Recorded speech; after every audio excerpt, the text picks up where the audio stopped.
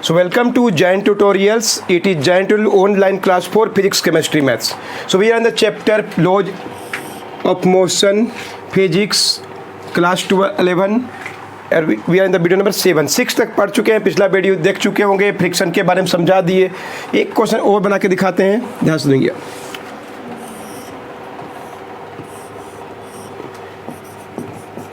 A force of 30 Newton is applied on a body. A force of 30 Newton is applied on a body to draw it over a surface of coefficient of friction mu is equal to 0.7.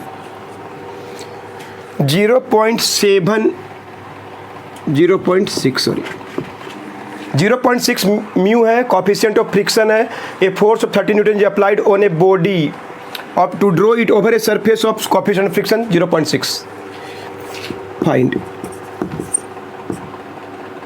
Frictional force. कितना frictional force है? Second, कौन type का friction है? Type of friction. Third, if motion takes place, अगर motion होगा, takes place, then find acceleration तो निकालना ही पड़ेगा, वेलोसिटी निकालना पड़ेगा, एस निकालना पड़ेगा, time equal to 4 second, time equal to 4 second. Body displace होगा तो. Understood? So look here, a force of 30 newton is applied. Data आपको दिया हुआ है, एकदम अच्छा से पढ़ना चाहिए. 30 न्यूटन का फोर्स लगा है, एक बॉडी है जिसका मास कितना है?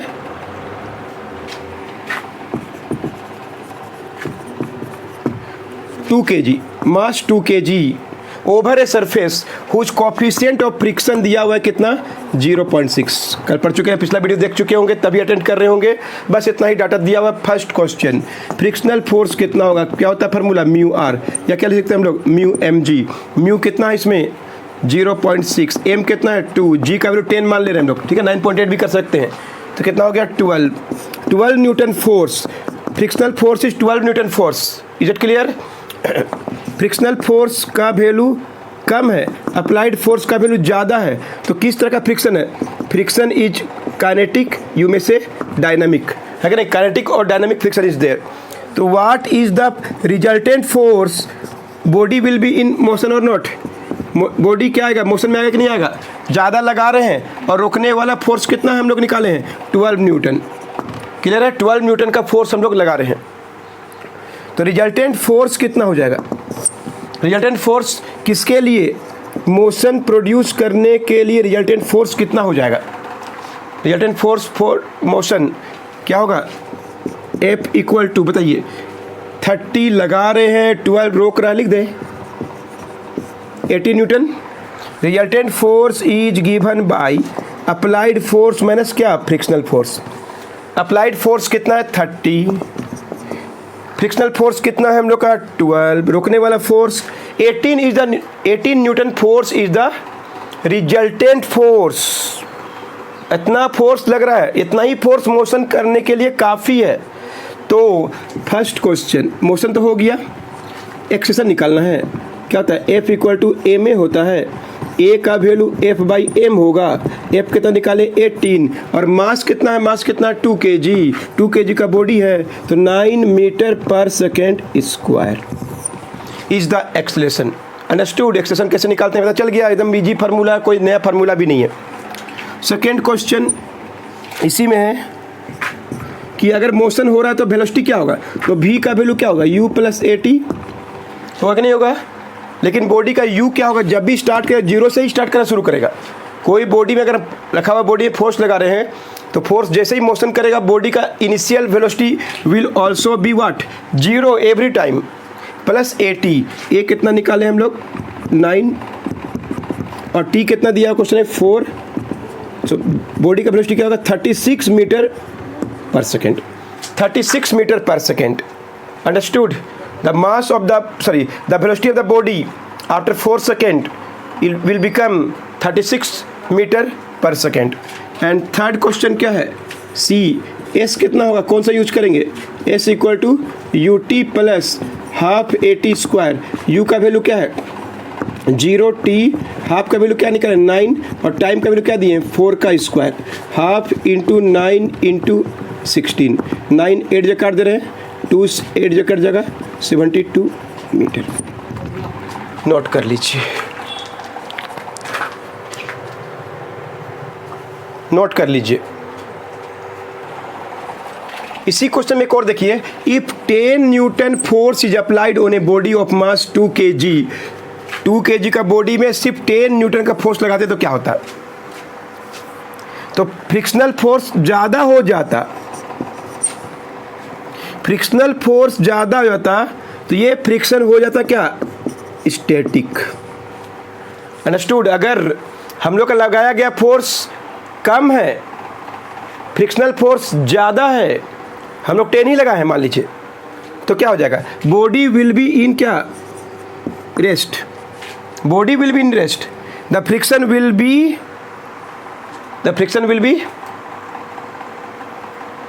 Called static friction.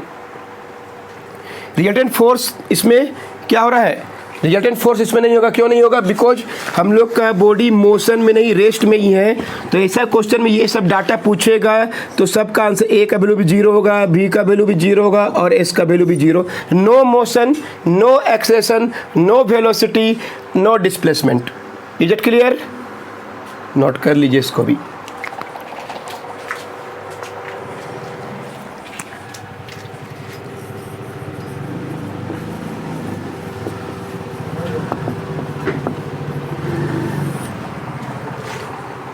Angle of friction, angle of friction क्या होता है, एंगल ऑफ फ्रिक्शन सुनो हियर। सपोज कोई सरफेस है,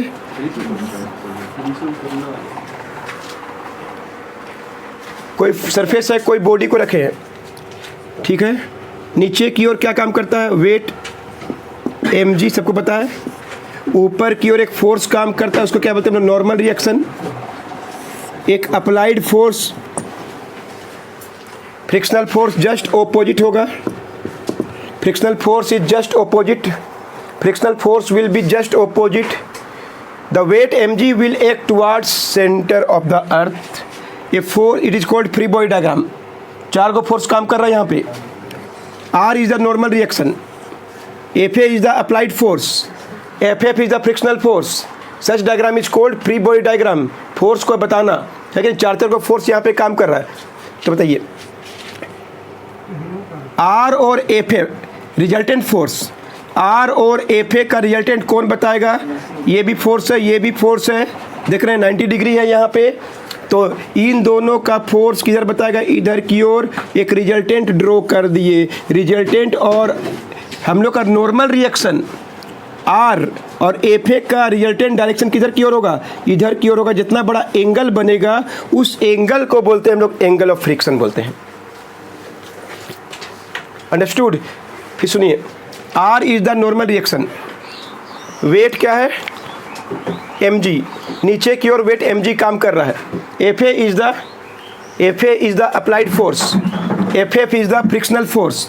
इन दोनों का रिजल्टेंट जो पढ़ चुके हैं वेक्टर चैप्टर, उनको पता है 2 अलग अलग डायरेक्शन में फोर्स है, दोनों का रिजल्टेंट खोजने के लिए क्या ड्रॉ करना पड़ेगा, पैरेललोग्राम ड्रॉ करना पड़ेगा। उसका जो आर होगा है कि नहीं, वही आर का डायरेक्शन रिजल्टेंट डायरेक्शन कहलाएगा। आर और एफ ए, सॉरी आर और एफ एफ करेगा, एफ एफ एक ही बात है, कोई फर्क नहीं पड़ेगा।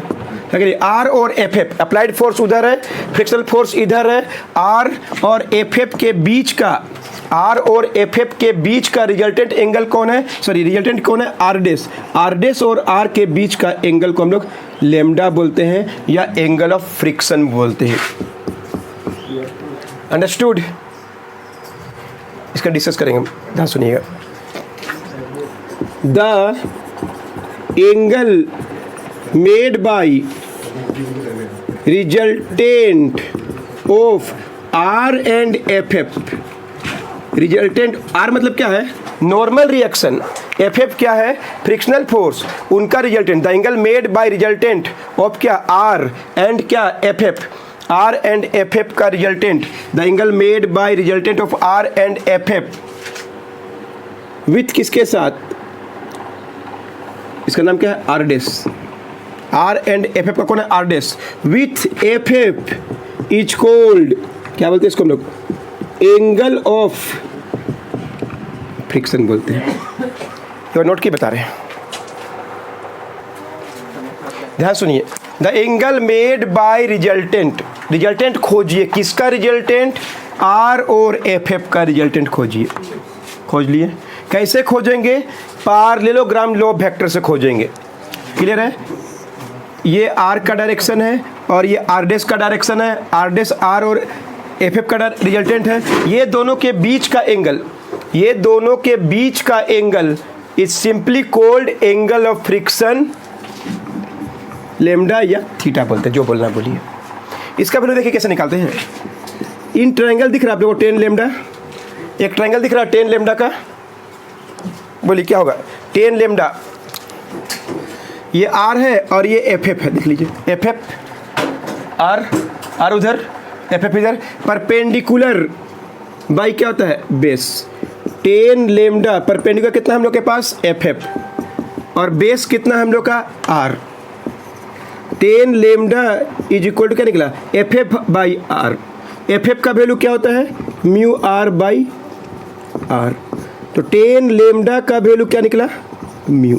तो म्यू निकालने का एक और फार्मूला बन गया 10 डेल्टा, और डेल्टा क्या है, sorry lambda, 10 lambda is equal to mu.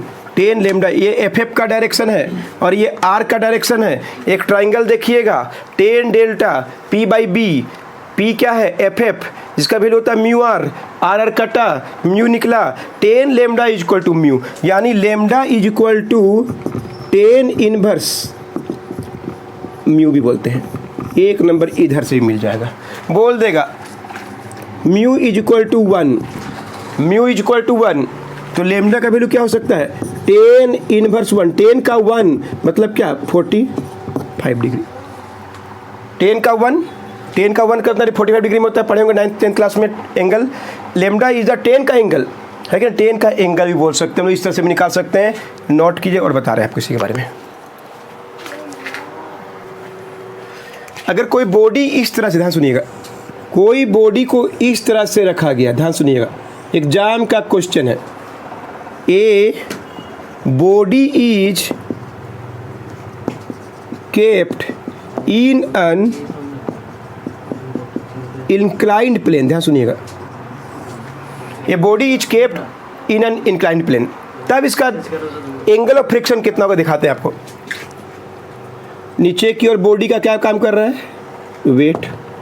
Body को हम ढकेल रहे हैं, पुल भी कर सकते हैं, पुश भी कर सकते हैं, जो भी है, हम इधर की ओर ढकेल रहे हैं बॉडी को, तो अप्लाइड फोर्स इधर होगा। ध्यान सुनिएगा, इधर की ओर क्या काम कर रहा है इसका, फ्रिक्शनल फोर्स, अपोजिट डायरेक्शन, पढ़ चुके हैं, पिछला वीडियो देखे होंगे। Applied force is just, sorry frictional force is just opposite to that of applied force. अब हम लोग क्या खोजेंगे इसका, आर। आर क्या होता है, प्लेन पर परपेंडिकुलर। आर क्या होता है, प्लेन पर परपेंडिकुलर। ये आर का डायरेक्शन है, ये एफ एफ का डायरेक्शन है, क्लियर है। अब इन दोनों से क्या ड्रॉ करना पड़ेगा, एक पैरेललोग्राम ड्रॉ करना पड़ेगा, है कि नहीं। उसका ये क्या होगा, इसका ये आर डेस, ये इसका आर और एफ एफ के बीच में एक पैरेललोग्राम ड्रॉ करना पड़ेगा, वही आर डेस होगा और वही लेमडा मिलेगा आपको। क्लियर है। अगर कोई बॉडी को हम ऐसे रख दिए, ध्यान सुनिए, और बॉडी को हम ढकेल रहे हैं अप्लाइड फोर्स से, ध्यान सुनिए, तो फ्रिक्शनल फोर्स इधर होगा, नीचे की ओर वेट mg काम करेगा। फ्री बॉडी डायग्राम बोलते हैं, इस तरह का डायग्राम को बोलते हैं फ्री बॉडी डायग्राम, सब फोर्स दिखाना। अब क्या होगा, इधर की ओर क्या काम कर रहा है, नॉर्मल रिएक्शन, प्लेन पर परपेंडिकुलर एक नॉर्मल रिएक्शन फोर्स काम कर रहा है। अब आर डेस कहाँ मिलेगा, इन दोनों के बीच में क्या ड्रॉ कर दिए, पैरेललोग्राम, उसका ये आर डेस है, आर डेस और आर के बीच में एंगल क्या है, लेमडा है। लेमडा खोजने आ गया, कोई डाउट नहीं किसी को। तो ये कौन सा केस है, when a body is kept on inclined plane, नीचे की ओर वेट mg काम करेगा, नीचे की ओर वेट mg काम करेगा, इंक्लाइंड प्लेन है कि नहीं। r डैश किधर है, r किधर है, समझ आ गया। एक बार नोट कीजिए, बताते इसके आगे। चलिए अब देखिए कैसे हम लोग, फिर से वही देखिए बार है, बॉडी इक्विलिब्रियम में है, बॉडी इक्विलिब्रियम में था, सुनिएगा। ये क्या है FF, ये क्या है अप्लाइड फोर्स, ये क्या है R, ये क्या है mg। तो ध्यान सुनिएगा, फॉर इक्विलिब्रियम संतुलन का अवस्था के लिए जितना FF होगा उतना ही क्या होगा FA। अगर बॉडी क्या है संतुलन का अवस्था में इक्विलिब्रियम में, तो FF इक्वल टू क्या होगा FA होगा। जितना R ऊपर की ओर होगा नीचे की ओर mg बराबर होगा। ये होता है इक्विलिब्रियम का condition for a body kept horizontally. Horizontal body को रखे तो ऊपर की ओर R, नीचे की ओर mg, उधर की ओर FA, इधर की ओर FF। अब यही बॉडी को हम लोग ध्यान सुनिएगा इस तरह से रखे हैं, इंक्लाइंड प्लेन में रखे, देखिए कैसे बराबर होगा।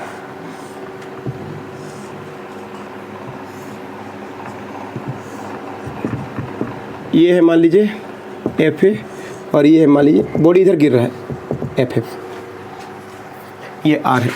Tell me R is not equal to mg, R is not equal to mg। क्यों नहीं है R और mg? देखिए R और mg इक्वल, इसमें R और mg इसमें इक्वल है। क्यों? क्योंकि दोनों क्या है वर्टिकली ऑपोजिट डायरेक्शन में, इसमें दोनों वर्टिकली ऑपोजिट डायरेक्शन में। Direction of R is not equal to direction of क्या mg। Direction of R is not equal to direction of mg। R और mg का डायरेक्शन सेम नहीं है, R और mg का डायरेक्शन सेम नहीं है। R is not equal to mg, direction of R is not equal direction of mg, direction of R is not equal to direction of mg। FF तो क्या करना पड़ेगा इसको हम लोग को, इसको इक्वल करने के लिए क्या करना पड़ेगा, इसको इक्वल करने के लिए क्या करना पड़ेगा, mg को इधर की ओर घुमा दीजिए। mg को किसी एक को फिक्स कर दिया, हमेशा mg को ही घुमाइएगा, आपको हमेशा इजी रहेगा सोचने में। ये थीटा एंगल से घुमा दीजिए, क्लियर है। तो R इधर की ओर है, mg इधर, तो mg इधर की ओर mg नहीं रहेगा, mg cos थीटा, क्लियर है। mg को इधर घुमा दिए, mg cos थीटा। और ये वाला कौन डायरेक्शन हो जाएगा, ये वाला कौन डायरेक्शन हो जाएगा, mg sin थीटा। ध्यान सुनिए, ये mg है, R के जस्ट वर्टिकली ऑपोजिट करने के लिए, R के जस्ट ऑपोजिट करने के लिए R का वैल्यू mg नहीं होगा, mg cos थीटा होगा। R is not equal to mg, mg cos, बहुत खास इक्वेशन है। R is equal to mg cos theta but not mg। सुन रहे क्यों? क्योंकि R और mg का डायरेक्शन सेम नहीं है, इसमें R और mg सेम डायरेक्शन में है। R is not equal to mg but R is equal to mg cos theta. Understood? अब इसको अब इस डायरेक्शन में लिखें तो क्या होगा, परपेंडिकुलर, ये परपेंडिकुलर हो गया ना, परपेंडिकुलर से क्या होता है mg sin theta, perpendicular direction mg sin theta. तो क्या लिख सकते हैं हम लोग, applied force equal to frictional force equal to क्या होगा mg sin theta. Applied force is equal to frictional force is equal to mg sin theta. FA equal to FF equal to mg sin theta. सुने कि नहीं, FA equal to FF equal to किसके बराबर है, FF का value किसके बराबर है, mg sin थीटा। यानी FA का रूप क्या है mg, FA equal to mg sin theta, किसके इक्वल है FF। इक्विलिब्रियम के लिए FF का वैल्यू क्या होना चाहिए, mg sin थीटा, और FA का डायरेक्शन कौन बता रहा है, mg sin थीटा। तो FF is equal to mg sin theta हम लोग लिख सकते हैं। अंडरस्टूड? नोट कर लीजिए। तो ये 4 इक्विलिब्रियम समझा दिए। R is equal to m g cos theta, F A equal to F F m g sine theta. ये वर्टिकल, इसमें तो कोई डाउट ही नहीं है, जितना इधर उतना उधर, जितना ऊपर उतना नीचे बराबर होना चाहिए। इसमें जितना इधर उतना उधर, जितना ऊपर R है तो R एम जी को इधर घुमा के आपको एम जी कॉस थीटा करना पड़ेगा। So R is not equal to m g but m g cos theta. Understood, note कर लीजिए। ये था आज का टॉपिक एंगल ऑफ फ्रिक्शन, और ये क्या बताएंगे नेक्स्ट में टेंशन के बारे में और एंगल ऑफ रिपोज। नोट कर लीजिए।